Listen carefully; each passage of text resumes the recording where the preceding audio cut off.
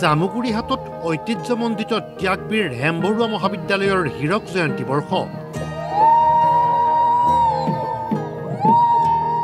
তিনিদিনীয়া কাৰ্যসূচীৰে আয়োজিত হীৰক জয়ন্তী উপলক্ষে শুকুৰবাৰে উলিওৱা হয় সাংস্কৃতিক শোভাযাত্ৰা।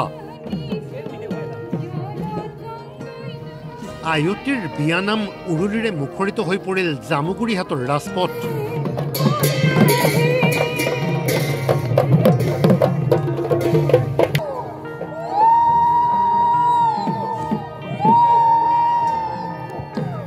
মহাবিদ্যালয়খনৰ প্ৰাক্তন ছাত্ৰী তথা অভিনেত্ৰী গায়ত্ৰী মহন্তই শুভাৰম্ভণি কৰা পানী তোলা অনুষ্ঠানত আয়তীসকলে হাতে হাতে কলহ লৈ ৰাজপথত পৰিভ্ৰমণ কৰে।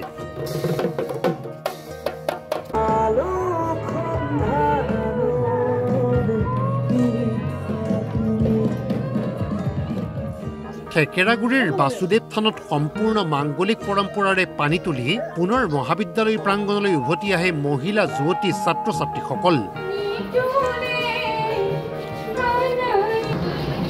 ভাল লগা এটা অনুভৱ আৰু ইমান ধুনীয়া এটা ক্ষণ আজি আৰু ইমান ধুনীয়া এটা মানে শোভাযাত্ৰাটো ইমান সুন্দৰ হৈছে আৰু পানী তোলা কাৰ্যসূচীৰে শুভাৰম্ভ হৈছে গোটেই অনুষ্ঠানৰ।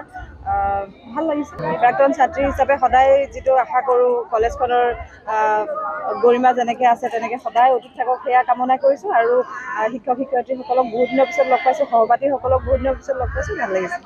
ইফালে তেজপুৰ মহাবিদ্যালয়ৰ সাংস্কৃতিক শোভাযাত্ৰাটো শুকুৰবাৰে দেখিবলৈ পোৱা গ'ল নান্দনিক দৃশ্য।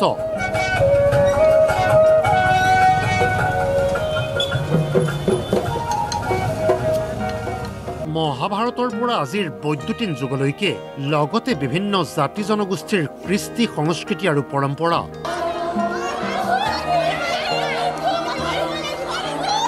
সাংস্কৃতিক শোভাযাত্ৰাত অসমৰ গ্ৰাম্য সহজীৱনৰ পটভূমি লোকাচাৰ প্ৰতিটো জাতি জনগোষ্ঠীৰ কৃষ্টি সংস্কৃতি প্ৰতিফলিত হোৱা দেখিবলৈ পোৱা গ'ল। এই সাংস্কৃতিক শোভাযাত্ৰাত মহাবিদ্যালয়ৰ 20টা ডিপাৰ্টমেণ্ট 20টা বিভাগে অংশগ্ৰহণ কৰিছে। ভাওনা আদি কৰি পেলাই জোনবিল মেলালৈকে সকলো ধৰণৰ আমাৰ অসমৰ যি সাংস্কৃতিক আছে সংস্কৃতি আছে সংস্কৃতি সকলোবোৰ সংস্কৃতি দাঙি ধৰিবৰ বাবে ছাত্ৰ ছাত্ৰীসকলে প্ৰয়াস কৰিছে। Bureau' report DY65।